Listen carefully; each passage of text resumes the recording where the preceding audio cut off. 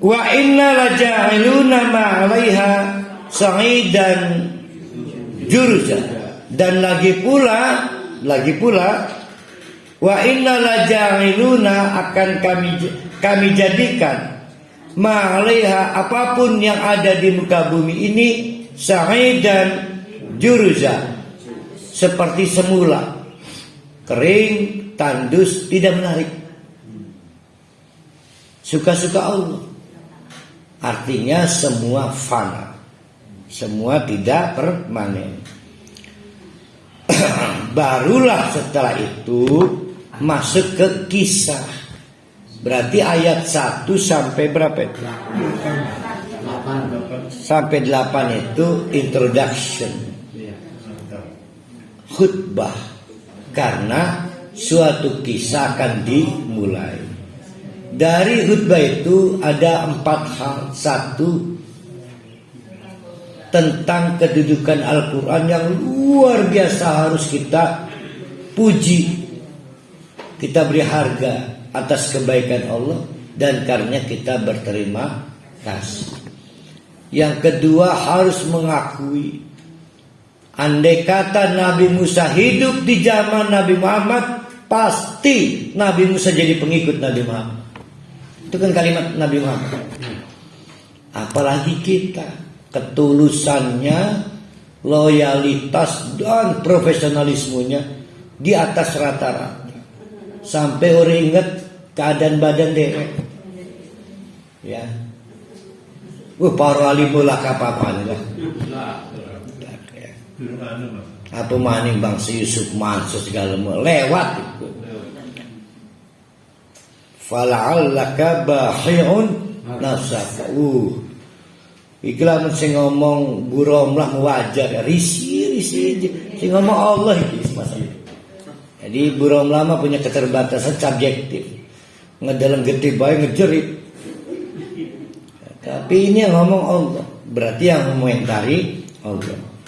Yang ketiga adalah mengenai mekanisme upah. Bahwa kita harus senang ada kepastian upah amal soleh nanti di akhirat, bukan di dunia. Ya, ini mengakhiri spekulasi adanya dampak langsung amal soleh ke dunia.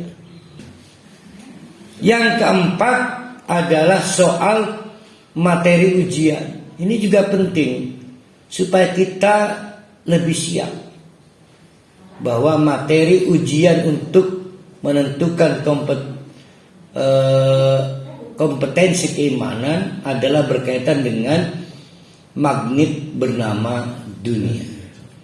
Barulah masuk kisah tentang yang kita sebut dengan kurv itu, gua itu, atau ashabul kahfi.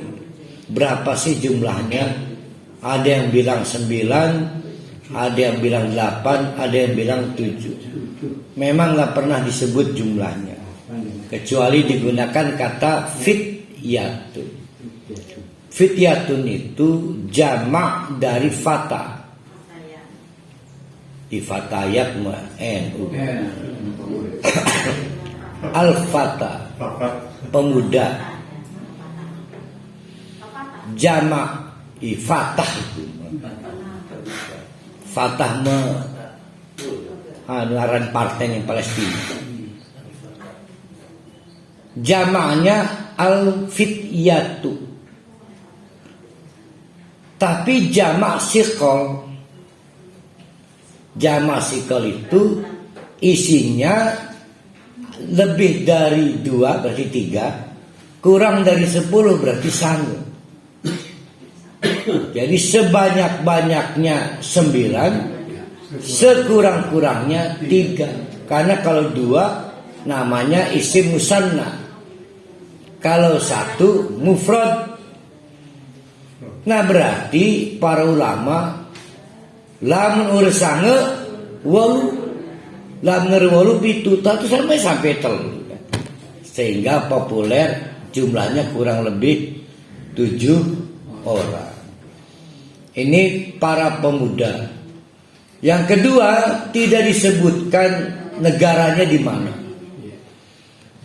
berarti dianggap nggak penting oleh Allah. Tapi konon itu di sekitar Jordan, di Jordania. Mungkin ada bekas-bekasnya kan, bebekasannya mungkin ada. Tapi guanya mungkin masih ada. Saya mah tahu gua itu gua Selarong doang. Iya di Jogja. Yang ketiga, kalau itu berkaitan dengan kekuasaan kerajaan di zaman kepemimpinan siapa juga tidak disebutkan di Al-Quran. Tetapi uniknya beberapa hadis juga dianggap dhaif. Namun misal di Ibnu Katsir, misal itu disebut bahwa itu di periode seorang raja bernama Delikius, apalah Kius kunya. Kita melamun anak Kius itu Cius. Berarti di Imperium Romawi. Ya, Imperium Romawi. Barulah kita paham memang tidak ada yang bertauhid. Tidak ada yang bertauhid. Semuanya musyrik. Sehingga kalau ada 1, 2, 3, 4, 5, 6, 7 orang bertauhid gampang kelihatan. Nggak bisa ditutup-tutupi. Tapi kalau sendirian bisa ditutup-tutupi. Itu yang dilakukan Musa di tengah-tengah dominasi Fir'aun dan pengikutnya. Dewek kan. Begitu juga ada kepala polisi di kabinet Nabi Fir'aun juga beriman dan belum mengumumkan keimanannya. Bisa. Tapi kalau udah lebih dari 2, pasti timbul obrolan asosiatif, gampang kedelem, dan itu mencolok. Ya, itu menarik ya. Jadi para pemuda itu hidup menegakkan tauhid, di tengah-tengah tidak ada yang bertauhid. Fatalnya kemusyrikan dilindungi negara. Ya, kemusyrikan mendapatkan dukungan kekuasaan. Kalau para hari jadi pemuda itu nggak sanggup, nggak akan sanggup. Maka ini menjadi istimewa pemuda ini. Kira-kira kalau kita hidup zaman sekarang, suruh memilih, pilih mencopot jabatan atau bertahan jabatan tapi musyrik.